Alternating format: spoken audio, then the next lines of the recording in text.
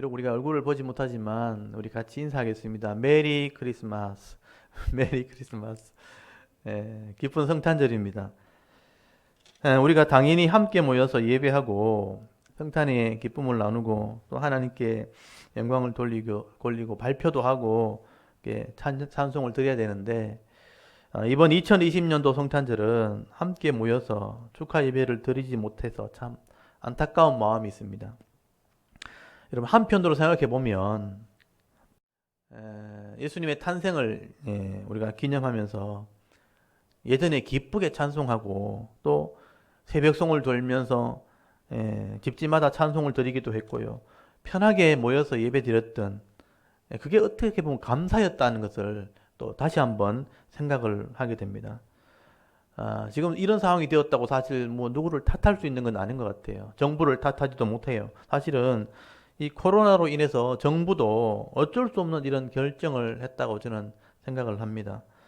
또 이 정부 정책을 따라서 이 공무원들도 교회마다 전화를 하고 찾아다니고 대면 예배 드려야 된다고 이렇게 연락하는 것도 얼마나 힘이 들겠습니까? 오늘 아침에도 또 공무원들이 왔던데 또 문자를 이렇게 보내기도 하고 참 힘든 일일 것 같습니다. 그래서 우리가 정부를 탓하거나 모임을 막는 이런 공무원들을 탓하기보다는요, 여러분 이런 사람들도 다 하나님께서 사랑하시는 사람들입니다. 그래서 우리가 이런 부분들을 우리가 생각하시면서 이런 형편 속에서도 성탄의 의미를 우리가 생각을 하고 또 하나님의 사랑을 우리가 생각하시면서 도리어 감사하고 또 가정에서 찬양하고 예배할 수 있는, 그래서 더 큰 믿음으로 나가는 우리 샤론교회 성도들이 다 될 수 있기를 바랍니다. 여러분, 현재의 이런 고난보다 또 현재의 이런 인생의 문제보다 더 큰 믿음을 우리가 소유할 수만 있다면 우리는 더 큰 감사를 할 수 있는 겁니다. 또 더 큰 기쁨도 맛볼 수 있게 되어지는 것입니다. 여러분, 오늘 비록 이렇게 영상으로 예배를 드리지만 여러분, 하나님 말씀을 통해서 이 성탄의 의미를 다시 한번 깊이 깨달으시고요. 또 마음으로 감사하고 또 가정에서 하나님을 찬송하면서 기쁨을 나누게 되는 뜻깊은 이런 성탄들이 될 수 있기를 주의 이름으로 축원합니다. 이번 성탄절에는요, 이게 누가복음 말씀을 함께 나누기를 원합니다. 이 누가복음의 말씀을 통해서 하나님이 주시는 은혜를 함께 나누기를 원하는데요. 여러분, 성탄의 가장 큰 의미가 뭘까? 한마디로 딱 정의를 하면 하나님의 구원 계획이라고 말씀드릴 수 있습니다. 이것은 사도 바울의 정의이기도 합니다. 우리가 이 에베소서 말씀을 지금 우리 주일날 듣고 있는데요. 이 성탄의 의미의 가장 큰 핵심은 하나님의 구원 계획이 성취가 되었다는 겁니다. 여러분, 예수님이 이 땅에 오시는 그 의미는요, 하나님의 구원 계획이 역사 속에서 실제로 이루어졌다는 것입니다. 그래서 우리가 역사를 쭉 살피는 눈이 필요한 거예요. 역사를 보고 또 성경에 기록되어진, 변함없는 성경에 기록된 이 성경 속에서 하나님의 구원 계획이 드러나게 되는 것이죠. 여러분, 그러면 이 하나님의 구원 계획이 언제부터 그러면 시작이 되었는가? 여러분, 바울의 이 기록을 보면요, 이 하나님의 구원 계획, 하나님이 죄인들을 구원하실 계획은 이미 창세 전에 기록되었다, 이미 계획되었다고 말씀을 하고 있습니다. 우리 지난주에 에베소서 1장을 이렇게 말씀을 나누었는데요. 그 1장을 읽어보면 창세 전에, 그러니까 세상이 있기 전에 이미 하나님 우리를 택하시고 우리를 예정하시고 우리를 하나님의 아들 삼으실 계획을 세우셨다라고 말씀을 하고 있습니다. 하나님께서는 이미요, 우리의 허물을 알고 계신 거예요. 우리의 죄 지을 것도 알고 계셨고 우리의 연약함도 이미 다 알고 계시고 우리 약점도 알고 계셨고요. 그래서 보완할 것, 이미 죄의 문제를 해결할 것도 계획해 놓으셨다는 거예요. 그래서 우리가 믿는 하나님이 전능하신 하나님인 겁니다. 그런데 이러면 이 하나님의 구원 계획이 어떻게 드러나게 되었는가? 성경에 기록되면서 그게 드러나게 된 거예요. 여러분, 창세기 3장 15절에 보시면요, 하나님이 이런 구원 계획을 세우셨다는 것을 글로, 메시지로 드러내셨습니다. 여러분, 창세기 3장 15절을 나중에 한번 찾아보십시오. 창세기 3장 15절에 보시면요, 아담이 범죄한 이후에 모든 사람이 죄 아래 들어가게 된 거예요. 죄 아래 들어가서 사망, 죽음 아래 묶여버렸다는 거예요. 이 법적으로 하나님이 언약을 어김으로, 하나님 계약을 어김으로 죽음 아래 들어간 존재가 돼버린 거죠. 그래서 하나님께서는 이 죄의 법을 해결할 하나님 계획을 드러내신 것입니다. 그래서 창세기 3장 15절에 여자에게서 후손이 나오게 될 것이다. 여자에게 후손이 나오게 되어지면 이 여자의 후손이 단수로 되어 있어요. 메시아가 뱀의 문제를 해결할 거다. 뱀의 머리를 상하게 할 거다. 이 뱀의 머리를 상하게 한다는 게 뭐냐면 죄의 문제를 해결할 것이다 하고 이미 계획하셨고 말씀에 기록을 해놓으셨다는 것입니다. 그래서 이 여자의 후손이란 말이 씨라는 뜻이 씨. 그러니까 아들이란 뜻이에요. 어떤 후손, 아들을 통해서 이 죄의 문제를 해결하게 될 것이다. 그래서 이 창세기에서부터 아담이 범죄한 이후부터 4,000년 뒤에 그 시간 속에 이거 실제로 이루어지게 됩니다. 그래서 예수님이 오신 게 아담 이후에 4,000년 뒤에요. 시간적으로 따지게 되면. 제가 이제 이 전체 구원 계획을 정리한 것을 제가 그림으로 한번 보여드리겠습니다. 우리 아담에서부터 예수님이 오시는까지 전체를 정리한 우리 그림을 한번 보여드리겠습니다. 여기 보시면 아담이 범죄하고 난 이후에 예수님이 태어난 것이 여기 큰 네모가 하나씩 있는데 그게 1000년씩이거든요. 그러니까 가운데 오른쪽에 보면 중간에 예수라는 이름이 있죠. 그 기간이 4,000년 뒤에 하나님의 계획이 이루어지게 된 것입니다.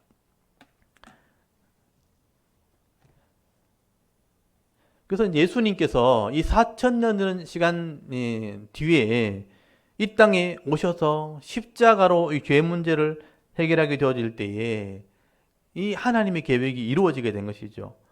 그래서 하나님께서 그 전에 역사 안에 이것이 하나님의 계획이라는 것을 알려주시는 사건이 일어나게 되는 거예요. 그게 역사고 그게 성경의 기록이라는 것입니다. 그래서 하나님께서는요, 이 죄라는 것이 이 땅에 들어오게 되면서부터 이 죄라는 이 죄 문제는 심판으로 해결될 수밖에 없는 거예요. 죄는 반드시 심판을 받게 되어 있습니다. 그걸 미리 알게 하려고요, 노아 시대에 먼저 이런 심판을 하게 되는 거예요. 여러분, 죄악이 이 땅에 들어와서 죄가 관영하게 되었다. 사람들 속에 죄가 가득하게 만드는 시대가 되어버린 거죠. 죄가 그만큼 무서운 것입니다. 그래서 여러분, 이 죄는 결국 심판으로 해결되어지는 것을 알려주고 싶었던 거예요. 그래서 여러분, 노아 시대에 이런 죄를 심판하는 사건이 하나 일어나게 되는 거죠. 그래서 홍수 심판이 바로 이 죄 문제를 해결하는 심판이라는 것을 보여주는 사건입니다. 그래서 반드시 이 죄는요, 심판을 통해서 끝이 난다는 거예요. 그래서 아담이 범죄한 이후에 정확하게 1656년 만에 이런 홍수 심판이 일어나게 된 겁니다. 그래서 여러분, 오늘 도표를 잘 보시면요, 거기 아담이 범죄하고 난 뒤에 노아라는 이름이 나오고 거기 중간에 1656년이라는 시간이 있죠. 그래서 이 1656년 만에 인간이 죄가 가득하게 돼버린 거예요. 죄가 그만큼 무서운 거예요. 죄가 가득하게 되었을 때 하나님이 물로, 홍수로 이 땅을 이렇게 심판하심으로 죄를 해결하셨다라고 말씀하시게 되는 것입니다. 여러분, 아담이 범죄한 이후에 1600년, 2000년도 되기 전에 인간이 죄악이 가득 차는 그런 시대가 되어버린 거예요. 그래서 다 심판을 받게 되어진 것입니다. 그리고 노아를 통해서, 믿음 있는 이 노아를 통해서 구원의 역사를 다시 시작하게 된 거죠. 이게 하나의 모델이 된 겁니다. 그래서 노아가 만든 배가 네모난 방주, 방주가 네모난 배라는 뜻이에요. 이 방주를 통해서 교회의 모델을 보여주신 것입니다. 그래서 하나님의 이 구원을 믿고 심판을 믿었던 이 믿음 있는 노아와 그 가족들을 통해서 하나님께서 죄 문제를 해결할 계획을 역사 속에 보여주시겠다 하는 구원의 역사를 시작하게 되어진 것입니다. 그래서 노아 때는 이렇게 물로 심판을 했지만 이제 마지막 때는 불로 이 땅을 심판할 것이다 하고 성경의 말씀을 하게 되는 것입니다. 그래서 여러분, 성경에 보시면요, 노아 때는 죄는 결국 심판으로 끝나기 때문에 물로 심판했지만 이제 마지막 노아 때부터 마지막 때까지는 물로 심판한 게 아니고 이제 불로 심판하게 될 것을 기록해 놓으셨습니다. 여러분, 베드로후서 3장 4절 한번 찾아보십시오. 베드로후서 3장 4절에서 8절까지 보시면 노아 때는 물로 심판했지만 이제 마지막 때는 불로 심판할 것을 이미 기록해 놨습니다. 여러분, 베드로후서 3장 4절부터 8절까지 제가 한번 읽어보겠습니다. 이르되 주께서 강림하신다는 약속이 어디 있느냐? 주님 다시 온다는 약속이 어디 있느냐? 조상들이 잔 후부터, 우리 조상들이 죽은 뒤로부터 만물이 처음 창조될 때와 같이 그냥 있다, 변하지 않는다, 이렇게 말했다는 거예요. 이는 하늘이 옛부터 있는 것과 땅이 물에서 나와 물로 성립된 것도 하나님 말씀으로 된 것을 그들이 일부러 잊으려 함이로다. 하나님이 창조한 것을 자꾸 잊으려고 하기 때문이다. 이로 말미암아 그때에, 이 노아 때에 세상은 물이 넘침으로 멸망하였으되, 이미 노아 때 물로 심판했다는 거죠. 이제 하늘과 땅은 그 동일한 말씀으로 불사르기 위하여 보호하신 바 되어 경건하지 아니한 사람들의 심판과 멸망의 날까지 보존하여 두신 것이니라 라고 말씀하고 있는 거죠. 노아 때는 물로 멸망을 시켰지만 이제 앞으로 경건하지 않는 사람, 믿음이 없는 사람은 불살하기 위해서 지금 준비해 두신 것이다. 불로 심판한다는 것을 말씀하게 되는 것이죠. 그리고 여러분, 실제로 하나님의 구원 역사는 이제 노아 때부터 다시 시작되는 거예요. 사실 노아 때부터가 하나님의 구원 역사가 시작됩니다. 그래서 노아의 아들 셈의 후손을 통해서 아브라함이 나오게 된 거예요. 그래서 셈의 10대 손 후에 아브라함이 나와서, 셈이 믿음 있는 사람이잖아요. 셈의 이 후손을 통해서 아브라함을 부르시고 또 아브라함에게 아들을 주겠다. 그리고 나라를 주겠다. 이 아들이 메시아고 나라가 하나님 나라예요. 그 하나님 나라를 주겠다고 약속을 하게 됩니다. 그래서 그 약속의 아들 이삭이 바로 메시아를 상징하는 것이죠. 그래서 나중에 그 아브라함이 하나님께 제물로 바치는 그런 시험까지 하는 것은 메시아를 상징하기 때문입니다.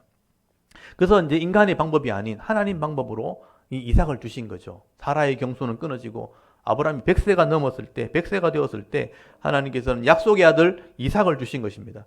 그래서 이삭의 아들을 통해서 야곱을 주셨고요. 야곱의 12아들을 통해서 이스라엘 나라를 하나님 만드시고요. 이 이스라엘 나라를 통해서 하나님의 나라를 미리 보여주시게 된 것입니다. 그래서 하나님께서는요, 이 이스라엘을 죄를 상징하는 애굽으로 집어넣어서 거기서 건져내시는 것이 구원의 모델이 된 겁니다. 그래서 이제 아브라함의 아들들이 요셉을 통해서 애굽에 들어가서요, 400년 있다가 이 400이 4라는 숫자가 세상을 상징하죠. 그래서 죄를 상징하는 애굽에서 건져내는, 구원을 상징하는 출애굽을 하게 되죠. 그리고 세례를 상징하는 홍해를 지나서 시내산에 가서 하나님 법, 율법을 받아가지고 언약을 하게 됩니다. 하나님 나라 법을 받고 계약을 하고 하나님의 나라, 천국을 상징하는 가나안 땅에 들어가게 되는 거예요. 그 천국으로 들어가는, 그 약속을 통해서 천국을 들어가는 가나안 땅에 들어가는 모델이 바로 하나님의 나라, 이스라엘을 하나님 나라로 설명을 하게 되는 겁니다. 그리고 가나안 땅에서 그 땅을 정복하게 되었을 때 다윗을 하나님이 세워서 왕을 삼으시고, 이 다윗이 하나님 나라의 모델이 되기 위해서 다윗의 나라가 하나님과 언약을 하게 되는 겁니다. 그래서 다윗의 나라를 통해서 하나님 나라가 이루어질 것을 말씀하시고, 그 다윗의 후손을 통해서 진짜 왕이신 예수님이 태어나게 될 거다. 그래서 선지자를 통해서 구약에 예언을 해놓은 거죠. 다윗의 후손으로 진짜 왕이 오는데 그분이 메시아다, 하나님 구원 계획이다 하고 이 성경에다가 그것을 다 기록을 해놓은 거예요. 그래서 예언을 해놓은 것입니다. 그리고 실제로 때가 되었을 때 예수님이 이 땅에 오신 겁니다. 그리고 예수님께서는요, 내가 하나님이 계획하신 메시아고 이미 선지자들이 예언했던 메시아라는 것을 증명하기 위해서 말씀을 가르치게 된 거예요. 하나님 법을 가르치고 그 하나님 법대로 행할 때에 하나님 나라가 이루어지는 것을 실제로 보여주게 되겠죠. 그래서 여러분, 하나님 말씀대로 순종하는 자들이 병들이 낫게 되어지고요. 죄 때문에 온 병이잖아요. 죄로 말미암아 왔던 그런 귀신들, 악한 영이 떠나는 것을 보여주게 되고, 귀신이 쫓겨나는 것을 보여주게 되고요. 또 심지어 죄로 말미암아 죽은 영혼을 살리는 기적을 보여주게 된 거예요. 그래서 병들도 낫게 하고 인생의 문제를 해결해주고 또 귀신들을 쫓아주고 또 이 하나님 나라에 이 영생이 있다는 걸 보여주기 위해서 생명을 살리는, 죽은 자를 살리는 표적을 보여주게 된 것입니다. 그리고 이 죄값의 문제를 해결하기 위해서 실제로 십자가에서 죄값을 지불하는 사역을 감당하게 되는, 이게 예수님의 핵심 사역입니다. 그래서 예수님께서는요, 창세기 3장 15절에 이 뱀의 머리를 상하게 한다, 죄의 문제를 해결하기 위해서 십자가에서 저주를 대신 받으시고 죄값을 이 피로 지불하시고, 여러분, 죄 문제를 해결하신 거예요. 그리고 사흘 만에 부활하셔서 영생이 있다는, 하나님 나라가 있다는 걸 보여주시기 위해서 부활하심으로 영생의 문을 열어놓은 겁니다. 그래서 부활의 첫 열매가 되셨다라고 말씀을 하게 되는 거죠. 여러분, 이게 다 하나님의 구원 계획이 성취가 되어진 것입니다. 여러분, 이 구원 계획을 우리가 역사를 통해서, 말씀을 통해서 이해를 하고 믿게 되어질 때, 그리고 언약하게 될 때, 하나님 자녀 되기로 우리가 언약하게 될 때, 법적으로 계약을 할 때 우리가 하나님 자녀가 되는 법적인 권한, 권세를 얻게 되는 거죠. 그걸 양자라고 말하는 거예요. 그래서 하나님의 자녀가 되는 복을 받게 되어지는 것입니다. 그래서 이 성탄의 의미는 하나님의 구원 계획이 성취가 되는 거죠. 근데 이 구원 계획 중에 제일 큰 사건이 뭐냐 하면 하나님이 인간의 몸을 입고 육신으로 이 땅에 오시는 사건이에요. 그게 성탄이에요. 성탄. 주님이 육신의 몸을 입고 이 땅에 오시는 그 성탄이 어떻게 보면 이 하나님 구원 계획의 가장 큰 이벤트고 핵심적인 사건이라는 것입니다. 그래서 여러분, 이 땅에 예수님이 오실 때에 하늘과 땅에서 엄청난 놀라운 일들이 일어나게 됩니다. 우리가 아무도 알지 못했지만 성경에 그것이 기록됐다는 것이죠. 하나님께서 성탄을 알리시기 위해서 하늘 위에서 온 우주에서 엄청난 쇼를 하는데 우주 쇼를 벌이게 되는 것입니다. 그게 뭐냐면요, 별들을 통해서 메시아가 날 것을 보여주는 것입니다. 그래서 여러분, 태양계 안에는요 많은 별들이 있죠. 태양을 중심으로 수, 금, 지, 화, 목, 토, 천, 해, 명, 이게 많은 행성들이 있게 되어지는데 그 행성들 중에 토성과 금성이라는 별이 있습니다. 이 금성, 특별히 금성이 왕을 상징하는 별이에요. 고대부터 내려오는 게 금성은 왕을 상징하는 별입니다. 그래서 가장 반짝이는 별 중에 하나죠. 금성과 이 토성이 왕을 상징하는 별인데 이 금성과 토성이 서로 만나게 되어지는 우주쇼가 예수님 태어날 때 일어나게 되는 것입니다. 여러분, 이 지구의 이 태양을 도는 공전 주기가 1년이잖아요. 이 지구가 태양을 한 바퀴 도는데 공전이라 그러죠. 1년 걸리죠. 근데 이제 다른 금성이나 토성은 이 지구보다 더 멀리 태양에서 떨어져 있단 말이에요. 그래서 그 공전하는 시간이 훨씬 깁니다. 목성은요, 태양을 한 번 도는데 11년이 걸려요. 우리 지구는 1년 걸리는 시간을 목성은 11년이 걸려서 돌게 됩니다. 그리고 그 밖에 토성은 29년이 걸립니다. 거의 30년이 걸려요. 그래서 이제 금성과 토성이 왕을 상징하는 별인데 그 지구에서 볼 때 그것이 한 일직선에 같이 만나서 보는 것은 쉽지가 않아요. 왜냐하면 공전 주기가 다르기 때문에. 그래서 금성과 토성이 지구에서 볼 때 이렇게 만나는 것을 보려면 20년이 걸립니다. 서로 다르게 돌아가다가 반대편에 있다가 서로 만나는 점에 만나려면 서로 공전 주기가 다르니까 20년이 걸려야 한번 만나는 거예요. 그리고 이 목성과 토성이 만나가지고 서로 앞서거니 뒤서거니 왔다 갔다 하는 현상이 나타나게 돼요. 이 지구의 공전주기가 빠르기 때문에 앞에 갔다 뒤로 갔다 하는 현상이 나타나요. 그런 특이한 현상이 우주에서 일어나게 되는데 여러분, 금성과 토성이 서로 만나면서 왔다 갔다 하면 현상이 나타나려면 854년 주기로 한 번씩 그런 일이 일어납니다. 태양계 안에 그런 규칙이 있는 거예요. 그런데 예수님이 태어나는 그 시점에 이런 현상이 나타나게 된 겁니다. 메시아가 나타난다. 별을 통해서 증거를 하게 되는 것이죠. 이게 우주쇼입니다. 우리 얼마 전에 뉴스에 보면 12월 17일 하고 뉴스에 보면 토성과 금성이 서로 만나는 시점이 생겼다 하는 뉴스를 봤을 거예요. 그게 20년마다 오는 주기거든요. 그런데 그게 지구에서 볼 때 왔다 갔다 하는 그런 현상이 나타나요. 그게 845년 만에, 854년 만에 한 번씩 일어나는 겁니다. 근데 예수님이 탄생하는 그 시점에 이런 현상이 나타나는 거예요. 그래서 그 별을 연구하던 페르시아, 이 동방에 있는 점술가들, 이 박사들이라고 되어 있는데 이 박사들이요, 그것을 발견하게 된 겁니다. 그래서 그 당시에 고대 시대 상식으로는요, 금성과 토성이 서로 만나가지고요, 왔다 갔다 하는 거예요, 서로. 왔다 갔다 하면서 지구에서 그 관찰이 되는 것입니다. 이렇게 할 때, 이야, 이것은 왕이 태어날 징조다라고 해석을 하게 된 것입니다. 금성이 왕을 상징하거든요. 그래서 그 별을 따라서 왕이 어디서 태어나는가 하고 따라오다 보니까 이 동방의 페르시아의 박사들이요, 이 점술가들이 예루살렘까지 오게 된 것입니다. 그래서 별로 메시아가 태어날 것을 역사에 증거를 해놓은 것입니다. 그것을 이제 동방의 박사들이 보고 예루살렘까지 오게 되었는데 그 사건이 마태복음에 기록이 되어 있는 거예요. 이런 별의 주기는요, 이미 창세기에서부터 다 계산된 겁니다. 이미 창세전에 계산된 대로 하나님의 때에 그런 우주쇼를 통해서 메시아의 탄생을 예고했다는 거예요. 그래서 이런 마태복음 2장을 한번 찾아보십시오. 마태복음 2장 1절 2절 보시면요, 동방의 별을 연구하는 학자들이 이 별을 봤다고 기록이 되어 있어요. 마태복음 2장 1절 2절에 보시면요. 헤롯 왕 때에 예수께서 유대 베들레헴에서 나심에 동방으로부터 박사들이 예루살렘에 이르러 말하되 유대인의 왕으로 나신 이가 어디 계시냐? 우리가 동방에서 그 별을 보고 그에게 경배하러 왔노라 라고 기록이 되어 있어요. 동방, 이 페르시아를 말합니다. 이 사람들은 바벨론 포로 때 잡혀갔던 아마 유대인일 가능성이 굉장히 많아요. 그 바벨론에 있던 땅에 있는 페르시아에 있는 사람들이 별을 보고 예루살렘까지 찾아온 거예요. 그리고 왕이 태어났다 이런 말을 하게 되는 것입니다. 그래서 이제 금성이라는 것은 왕을 상징하고 토성은 악한 왕을 상징하거든요. 서로 만나가서 왔다 갔다 한다는 것은 금성, 선한 왕이 악한 왕을 이겨서 새로운 시대를 열을 이런 새로운 왕이 태어났다 하는 걸 상징한다는 거예요. 그래서 그 왕이 지금 어디 있냐고 이 동방의 박사들이 별을 보러 왔다는 거예요.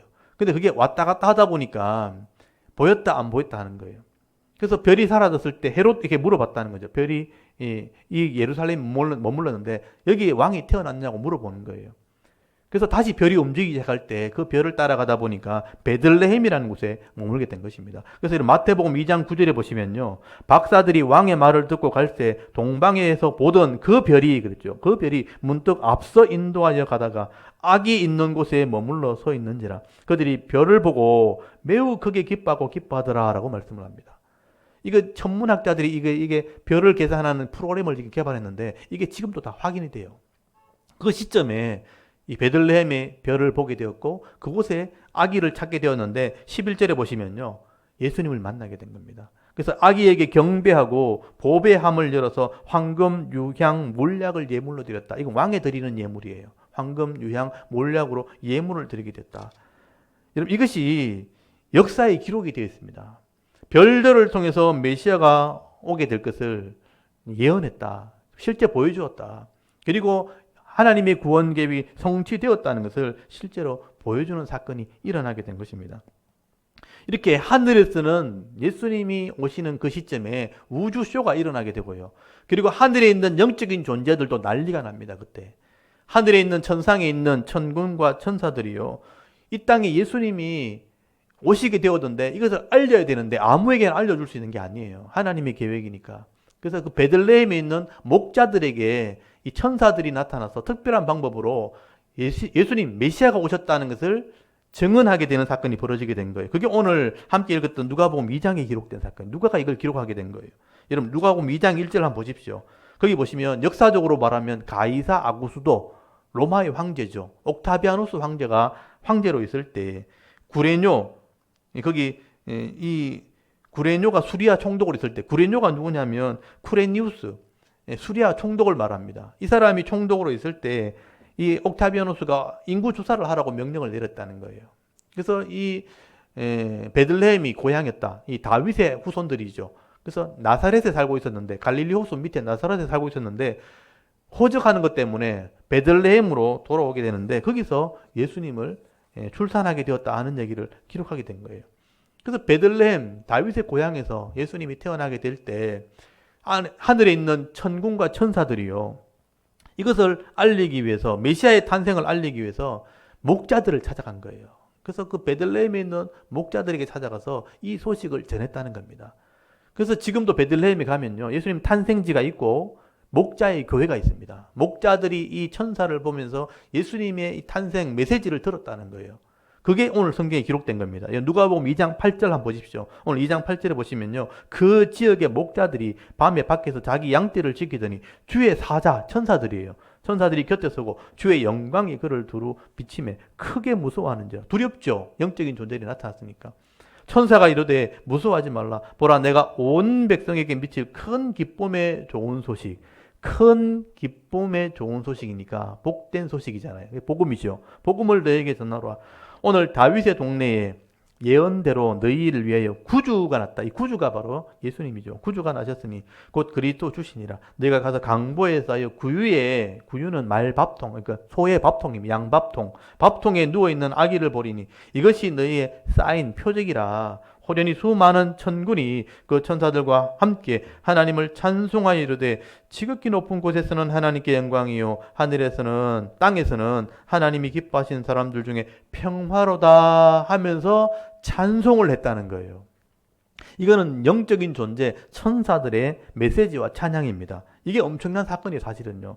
여러분, 천사들이 하는 말 잘 들어보세요. 이제는 온 땅에, 온 백성에게 미치는 큰 기쁨과 좋은 소식을 내가 너에게 지금 알린다, 전한다. 그게 뭐냐? 다윗의 동네에 구주, 이 구주란 단어가요, 구원자란 뜻이에요, 구원자. 이 다윗의 동네에 소테르란 말이 구원자란 뜻이거든요. 세이비얼, 그러니까 구원하는 사람, 구원자가 이 땅에 태어났다. 그분이 그리스도, 기름 부음 받은 자, 그러니까 메시아다. 그리고 주다. 그리스도요 주시라 할 때 주가 바로 우리의 주인이다, 주님이시다라고 말씀을 하게 되는 거죠. 이게 천사들의 메시지입니다. 그리고 그 시간에 천군과 천사들이요 하늘에서 찬송을 하게 돼. 이 찬송이 바로 캐롤, 첫 번째 캐롤입니다. 이 찬송은요 영광스러운 찬송이에요. 우리가 부르는 찬송과 차원이 다르죠. 하늘에 있는 천상의 찬양이 울려 퍼지게 되는 거죠. 여러분, 나중에 요한계시록에 보시면요 천사들의 찬양이 나옵니다. 그 천사들의 찬양을 들은 영적인 존재들의 찬양이 나오고요, 영적인 존재들의 찬양을 들은 천지 만물, 이 창조물의 찬양이 나오고요, 그리고 24장로의 찬양이 나옵니다. 영광스러운 찬양이 하늘에 울려 퍼지게 되는데, 그 찬송의 내용이 뭐냐? 하나님께는 영광이고 땅에는 평화가 임하게 된다. 하나님의 영광, 땅에는 평화. 예수님의 탄생이 그렇게 찬송이 되었다는 거예요. 그리고 이 아기는 강보에 쌓여서 구유, 말밥통, 그러니까 이 소의 밥통에 누워있는 게 사인이다, 표적이라는, 표적이라는 말을 쓰게 되는 거죠. 그러니까 가장 낮은 자의 자리에서 또 밥통이 됐다는 것은 말씀을 주러 왔다, 양식을 먹이러 왔다 하는 것을 말씀을 하게 되는 것이죠. 여러분, 어떤 부모가 자기 아기를 낳아 갓난 아기를 우리에 있는 짐승의 밥통에 누울 사람이 누가 있겠습니까? 근데 이게 바로 사인이라는 거예요. 구주가 그 당시에 이 별들의 이 움직임과 또는 이런 천사들의 메시지와 함께 태어난, 그 당시에 태어난 구주가 구유에 누워 있어야 된다. 그래서 이 구유에 누워 있는 아기가 바로 메시아다 하는 사인을 말씀했다는 거죠. 그게 목자들이 들은 거예요. 그래서 목자들이 진짜 그 시점에 구유에 누워 있는 아기를 찾기 시작한 거예요. 그래서 오늘 본문에 보시면 빨리 가서 그 아이를 찾자. 그래서 그 아이를 발견하게 된 거죠. 그래서 마리아를 만나게 되었고 천사들을 통해 들었던 말들을 간증을 하게 되는 겁니다. 그래서 오늘 본문에 보시면요, 이 목자들이 이 12절에 보시면 이 아기를 찾아가지고 천사들이 들었던 이야기를 전하게 되는 것입니다. 그래서 15절 한번 보십시오. 천사들이 떠나 하늘로 올라가니 목자가 서로 말하되 이제 베들레헴으로 가서 주께서 우리에게 알리신 바 그 이루어진 것을 보자. 빨리 가서 마리아와 요셉과 구유에 누인 아기를 찾아서 보고 천사가 자기들에게 이 아기에 대하여 말한 것을 전했다고 되어 있잖아요. 여러분, 천사들이 말해준 큰 기쁨의 좋은 소식이 있는데 이 아기가 바로 메시아라고 합디다 하고 전했다는 거예요. 그리고 천사들이 찬송을 했는데 하나님께는 영광이고 땅에는 평화가 임하게 될 것이라고 말했다고 간증을 하게 된 것입니다. 그래서 여러분, 이 목자들이 하나님의 뜻을 깨닫고 20절에 보시면요, 영광을 돌렸고 찬송을 했다. 땅에서 처음으로 찬송을 한 거예요. 이 목자들의 찬송이 첫 캐롤입니다. 그래서 찬송을 하면서 돌아가게 되었다라고 말씀을 하게 된 거죠. 그래서 하나님의 구원 계획이 실제로 이 땅에 이루어졌다는 것을 이렇게 알리고 있는 것입니다. 천군의 천사들, 영적인 존재들이 알리고 있는 것이죠. 누가는 이것을 기록한 거죠. 이게 역사적인 사실이었다. 그리고요, 나중에 여러분, 이 사도들이 이 예수님의 탄생을 해석을 하게 되는 거죠. 여러분, 사도 바울이 신학자이면서 사도가 된 이 바울이요, 예수님의 탄생은 하나님의 구원 계획이었다는 것을 해석을 하게 되는 겁니다. 그래서 여러분, 갈라디아서 4장 4절에 보시면요, 예수님의 이 탄생은 그냥 이루어진 사건이 아니라는 거예요. 그래서 탄생의 의미를 해석을 하게 되는데, 여러분, 갈라디아서 4장 4절을 한번 펴보십시오. 갈라디아서 4장 4절에 보시면요, 예수님의 탄생에 대한 해석이 나오게 됩니다. 사도 바울의 깨달음과 해석입니다. 여러분, 갈라디아서 신약성경 4장 4절을 한번 찾아보십시오. 여러분, 4장 4절, 이 306페이지 4장 4절에서 6절까지를 우리 같이 한번 읽어보도록 하겠습니다. 7절까지 읽을게요. 4장 4절에서 7절까지 한번 읽도록 하겠습니다. 읽습니다. 시작. 때가 참에 하나님이 그 아들을 보내사 여자에게 나게 하시고 율법 아래에 나게 하신 것은 율법 아래에 있는 자들을 속량하시고 우리로 아들의 명분을 얻게 하려 하심이라. 너희가 아들이므로 하나님이 그 아들의 영을 우리 마음 가운데 보내사 아빠 아버지라 부르게 하셨느니라. 그러므로 네가 이후로는 종이 아니요 아들이니 아들이면 하나님으로 말미암아 유업을 받을 자니라. 아멘. 이건 예수님의 탄생 의미를 신학적으로 정리한 거예요. 굉장히 중요한 의미입니다. 여러분, 바울은요, 예수님이 이 땅에 오신 것은 아무 때나 오신 게 아니라는 얘기를 제일 먼저 하게 되죠. 하나님이 계획한 때에 오셨다. 그래서 때가 참에라는 말이 굉장히 중요한 말이에요. 크로노스. 하나님이 시간 가운데 그 때가 충만하게 되었을 때, 찼을 때, 충만하게 그때에 예수님이 이 땅에 오신 것이다. 그래서 하늘에 우주쇼가 벌어지고 천군의 천사가 울려 퍼지고 그때에 그 예수님이 이 땅에 오신 것이다. 그리고 오셔서 법대로 죄값을 지불했다. 속량했다는 거예요. 죄값을 지불해서 우리에게는 법적인 명분, 아들의 명분을 얻겠다. 이게 법적인 명분을 말해요. 양자를 삼았다는 것입니다. 그래서 성령을 통해서 믿게 되어지는 사람은 아빠, 아버지라 법적인 양자가 되어지는 것이죠. 그리고 하늘의 기업, 이 하늘의 소유권을 가지게 되었다. 이게 더 중요한 거예요. 여러분, 이 바울이 지금 얘기하고 싶은 것은 예수님이 오신 것이 하나님의 계획이 성취된 것이 분명하다면 이제 성령을 통해서 앞으로 하나님 나라에 이루어질 기업도 얻게 되는 것도 확실하다, 이런 뜻이에요. 예수님의 이 구원 계획이 예수님이 오신 것으로 통해서 이루어진 게 확실하다면 우리가 믿게 되었을 때 하늘의 기업도 얻는 것도 확실한 것이다. 여러분, 예수님의 성탄은요, 하나님의 계획이 이루어진 것입니다. 그렇다면 앞으로 남은 이 성탄을 믿고 고백하고 양자된 사람은 하나님의 기업, 천국도 당연히 얻게 될 줄을 믿어야 된다는 것이죠. 여러분, 예수님이 이 땅에 오신 그것을 하나님의 구원 계획으로 믿는다면 여러분, 하나님 나라 천국도 얻게 될 것을 여러분 믿을 수 있기를 바랍니다. 그게 우리의 믿음이 되어야 되는 것입니다. 이게 바울의 해석이라는 거예요. 그리고 한 말 더 나가서 여러분, 사도 요한, 예수님의 사랑을 제일 많이 받았던 사람이죠. 사도 요한이 하나님의 구원 계획이 이 땅에 성취된 것이 예수님이라면 이거는 하나님의 사랑이라는 해석을 하게 됩니다. 이거는 바울보다 한 발 앞서 나간 해석이에요. 한 발 더 깊이 나간 해석입니다. 바울은 하나님의 구원 계획이 이루어진 것이 예수님이고 그것이 법적으로 우리가 아들 되게 되는 것이라면 요한은 그게 하나님 사랑이었다는 해석을 하게 되는 겁니다. 그래서 여러분, 요한 1서 4장 9절을 한번 펴보십시오. 요한 1서 4장 9절을 보시면요,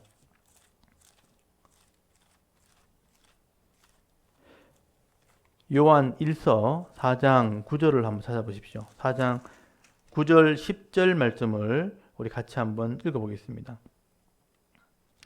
요한 1서 4장 9절 10절 392페이지 9절 10절 읽습니다. 시작. 하나님의 사랑이 우리에게 이렇게 나타난 바 되었으니 하나님이 자기의 독생자를 세상에 보내심은 그로 말미암아 우리를 살리려 하심이라. 사랑은 여기 있으니 우리가 하나님을 사랑한 것이 아니요 하나님이 우리를 사랑하사 우리 죄를 속하기 위하여 화목제물로 그 아들을 보내셨습니다. 아멘. 요한이 이렇게 해석을 한 거예요. 하나님이 사랑이신데 그 사랑이 이 예수를 통해서 이 땅에 나타나게 된 것이다. 그 하나님의 사랑이 우리 죄값을 지불하고 또 우리를 아들 되게 하신 것이다 라고 해석을 한 거예요. 그래서 요한복음 3장 16절에 유명한 말씀을 한 거잖아요. 하나님이 세상을, 그러니까 우리를 이처럼 사랑하사 독생자를 주셨으니 이는 그를 믿는 자마다 멸망하지 않고 영생을 얻게 하려 하심이라 라고 말씀을 하게 되는 것입니다.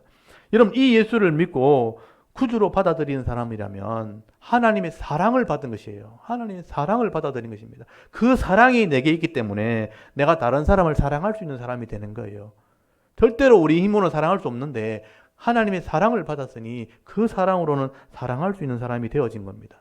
그래서 요한이 이런 얘기를 하죠. 우리가 이 하나님의 사랑을 이렇게 받았다면, 이같이 하나님의 사랑을 받았다면 우리가 서로 사랑하는 것도 마땅한 것이다. 우리가 사람들을 사랑하는 걸 보면 세상 사람들이 저 사람은 하나님의 사람이구나 라고 생각을 한다는 거예요. 왜냐하면 자기들은 그렇게 안 되니까.